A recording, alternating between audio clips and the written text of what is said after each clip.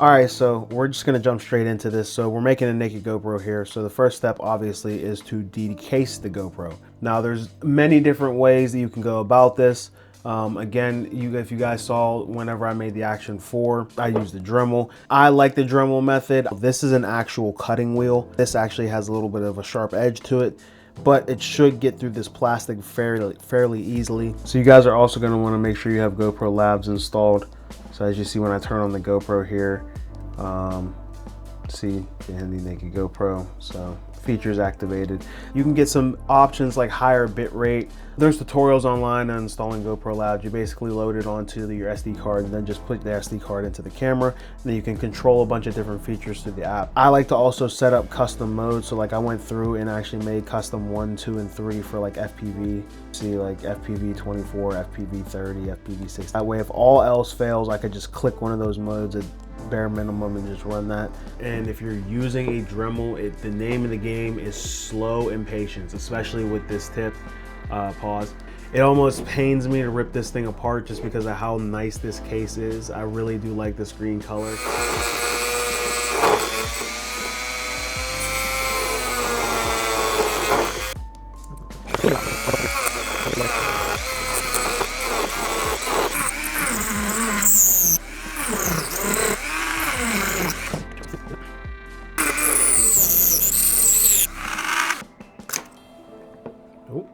We got that to pop, so you're gonna want to pop off these 2 ribbon cables here that go to the battery tray that power the screen. So with your little plastic tool or whatever you got, just gently kind of pry those up like that. Boom. So you'll see that there is a little bit of tape going to the screen as well. You can basically just kind of peel that off. All right, so the next thing you're going to want to do is to take the feet off. So if you pull the feet up like you're going to mount it on something, and you'll see that there are 4 screws inside of there, you're going to want to take those 4 screws out and take this piece off.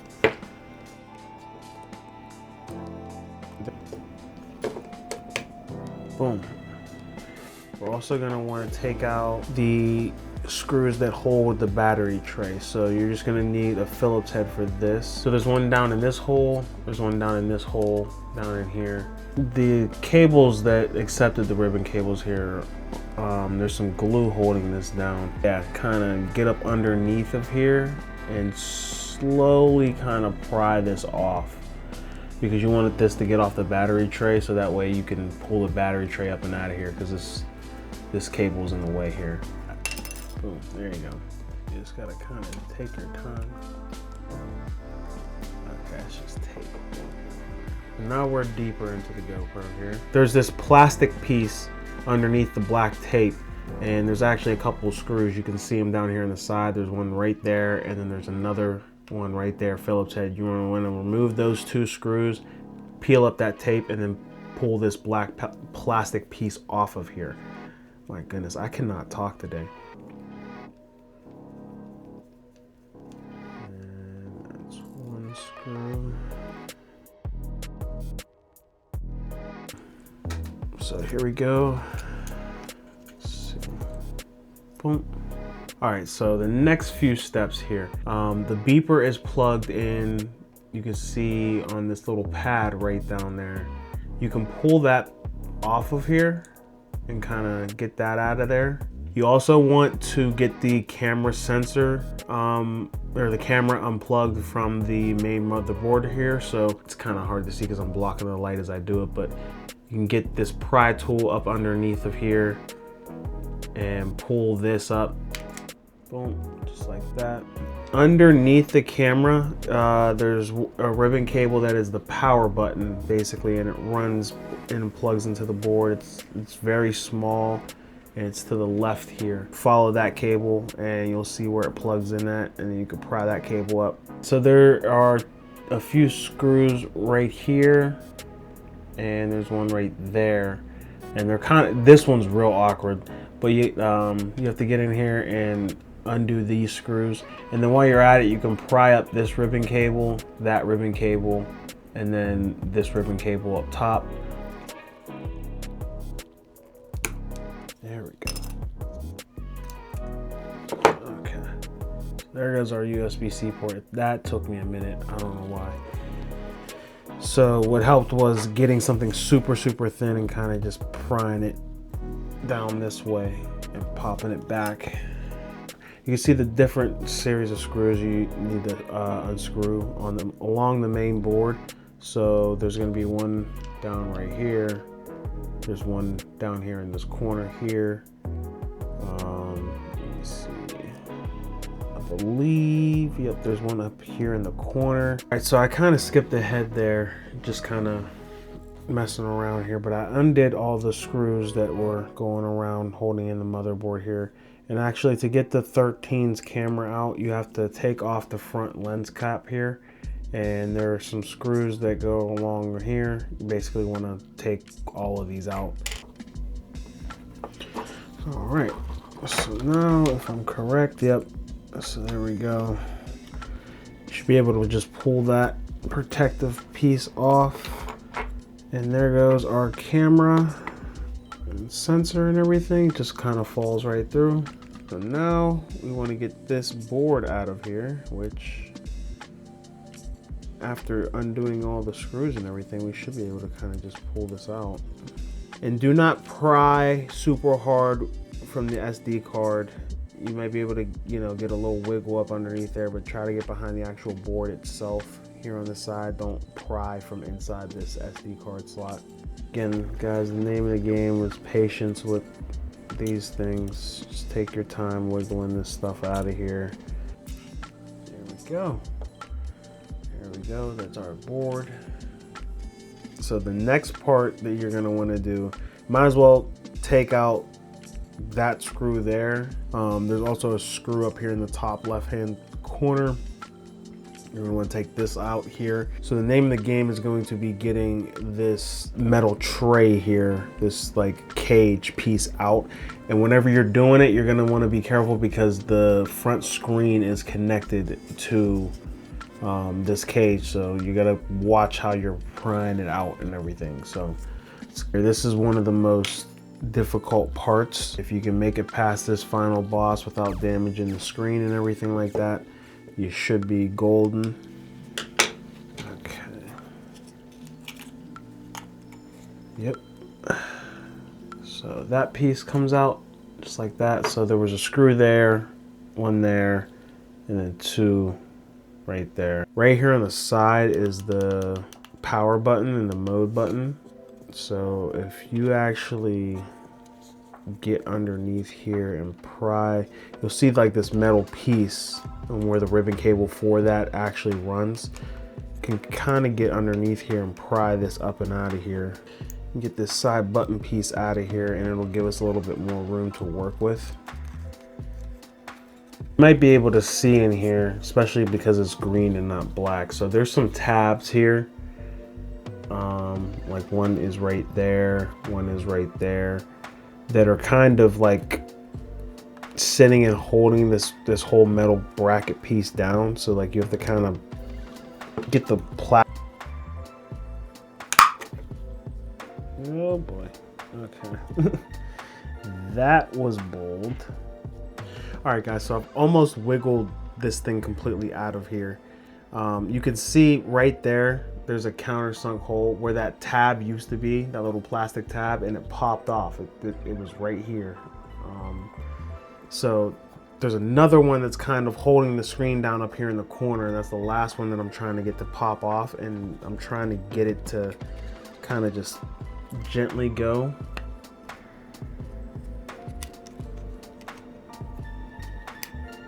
Okay, there we go. All right, I finally got that piece to wiggle out. I'm really hoping I didn't damage the screen, which I think I may have, because it is bent a little bit here. Oh yeah, for sure, I cracked the screen. I definitely cracked the screen, I can see it. But the only way to get this screen out is to kind of get an X-Acto knife and to get behind it, like to go around the corners of it and everything, and to peel it up, because there is glue that's holding it to this metal piece.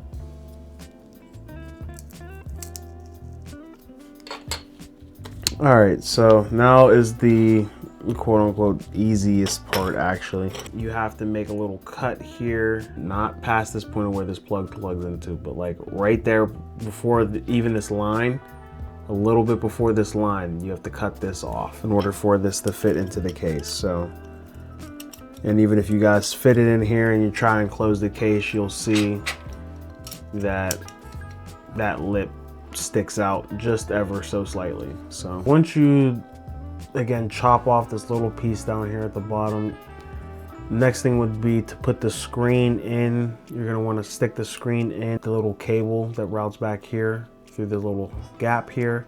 So the screen's first, and then you would put your main board in next, and then from there you want to secure it down with a couple of screws. So one screw there here at the top corner here, and then you're going to put another screw, I believe, down here in this right hand corner, if I'm correct. Take 3 of the screws that we screwed in using the camera, or for the camera, and we can screw those back into the camera in the front here. I'm sorry I keep jumping around here because like there's a couple little quirks that are different from this one compared to the other GoPros and stuff that I was doing. So what I want to do first is attach the camera to the actual case itself. They were these ones. Use 3 of those screws to screw in the camera into the case here. And then after that, I screwed down the main like board here with a screw there and a screw there, and these were those super tiny screws, these ones. Then I plugged in the ribbon cable for the screen in here. Then from there, we are going to take this cable that they give you. This is gonna lay in here like that, and you'll be able to see the connection ports that it hooks up to. So that one hooks up to there, this big one hooks up to this big one here, and then you'll see this cable runs underneath to this little connection right there that it'll hook up to. So I'm gonna get that hooked up, and then we'll jump to the next part. All right guys, so there is a cable here that comes solo by itself in its own bag. That is going to go right there. Place that down right down on there. So then we got that. So now we can get our back. So this is gonna sit in here basically like this. And these ribbon cables, so this will bend over to plug into there. This will bend over to plug into here. And then this one's gonna bend back to plug. This one's gonna bend back to plug into here. Okay, because it was so late and because of how I was recording this, I ended up stopping actually where I was at as far as the recording, and I was trying to figure out a bunch of other things going on, and it became so late that I was just like, I'll chalk it up. So I'm just gonna kind of explain what I did from here on out for the rest of the tutorial. So from this point, once you plug those 2 ribbon cables in to the back board, the only other things left to do are to solder up the fan that it comes with. So you just solder the black one to the ground wire, and then you solder the red one to the 3.3 volt. That's the way that I did it. And then you're gonna see 4 other wires in there, and those basically go to the buttons for the record and to turn the camera on and off. So again, black goes to ground, the red would go to the 5 volt pad. There's 2 other wires, there's a green and a blue wire. I believe, if I'm correct, the blue wire is the mode, or like MO or whatever, and like that's the mode, like that's like the on and off button, slash mode button, and then the record button is the green one, I believe. And that would go to like RE or whatever is up there, labeled up there on the top. They don't really give you a diagram to like label that out correctly, and I think actually the first time I did this, I may have did it backwards. So if it doesn't work for you guys, again, I apologize for like, because I forget how I did this whenever, and I don't feel like opening this back up to see. Another thing that I ran into is I completely, and I mean like I completely butchered the screen. Like it was bad. I cracked it all over the place, but luckily I had another GoPro that was laying around that I was using for spare parts. So I ripped the front screen out of that one, and I spent another day doing that, and I was able to get that front screen out, and it actually works with this GoPro, even though it was made for a Hero 11. You'll see that I got this little green protective case that is not just for protection but more so for mounting. So it is currently using the old like naked GoPro mount, which is this very small mount. That's what's used on the Cinelog 20 as well. They don't use the full-size GoPro mount. So because of that, swapping this on and off of this drone and like putting on, say, like my Pavo 25, which has a full-size GoPro mount, it's annoying to do because I have to unscrew all the little screws, put the new mount on, and then put that on the drone. So I put this protective case on here, and I kind of squeezed it on here so that way the full-size GoPro mount will screw into the 3D printed part of the case here, and then I can switch and put it back over on the Cinelog 20 if I wanted to. All in all, this seems to be a pretty successful build, at least for the second time around, saving the screen. That's honestly the hardest part. And the way that I did it was I went and got a pair of pliers and an oven mitt, and I turned on the stove, and I just kind of waved it. I mean, you have to be very careful because the heat from the stove, even on medium heat, will like cook the screen. So I just kind of waved it back and forth like this over the fire, and it loosened the glue in the back, and I was able to take a razor knife and kind of get in between the screen and the actual silver piece that it's glued to. So if this video was a complete flop, I hope that it at least helped out one person with maybe even one part of the build. Stay tuned for more builds and more tutorials and stuff like this. I'll also be making my own batteries, my own lithium ion batteries soon. I'm waiting for all the equipment to come in to be able to do that. I'll be doing tutorials on that. I plan on making a naked DJI Action 5 video whenever I can get a hold of one of the kits. But anyway, I hope that you guys enjoyed this video. I hope that you guys got something out of this, and stay tuned for the next one.